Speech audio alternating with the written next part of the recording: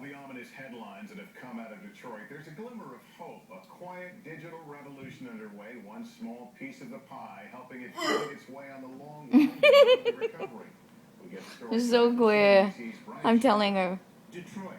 She has the hiccups so bad. Today, there's a lot more hustle and bustle than just 2 or 3 years ago. It's a great American city that has become a symbol of urban decay. Back then, between the near collapse of the auto industry and a general decline, unemployment was 18%. But now, it feels like the entire city is just in the midst of a renaissance. That's right. Detroit and Renaissance together. Unemployment remains high at 10.5%, and the blight is still here. But something else is here too. Optimism.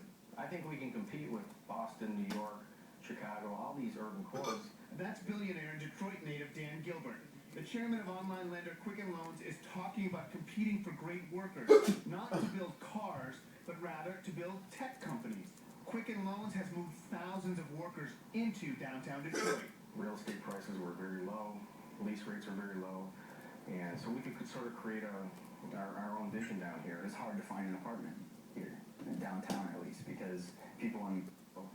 And so we could sort of create our own vision down here. It's hard to find an apartment here, in downtown at least, because people in my age group basically are taking up everything. Gilbert has also started a venture capital firm to provide seed money to technology startups. Technology is a whole can create value.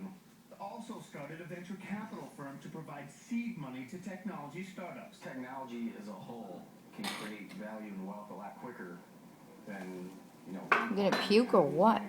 Because with tech, all you need is No. a space and I'm some fucking big hiccups. ideas. The tech sector Trying to here find in something to its stop resurgence, it. It's important to Detroit because it helps changes people's perspective of our city. Greg Schwartz moved back from New York to co-found Up To, a mobile app trying to capitalize on the momentum of... Hey, tell Nikki that It wasn't I want to go to outpatient. What would they say? They laugh at you. Babe, just whatever. This space used to be an office for a theater. A year ago it was completely empty, but today it's the home of a slew of technology startup companies.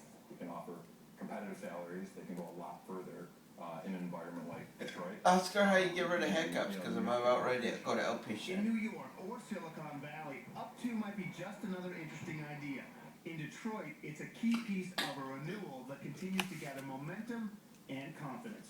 Brian Shackman, CNBC Detroit.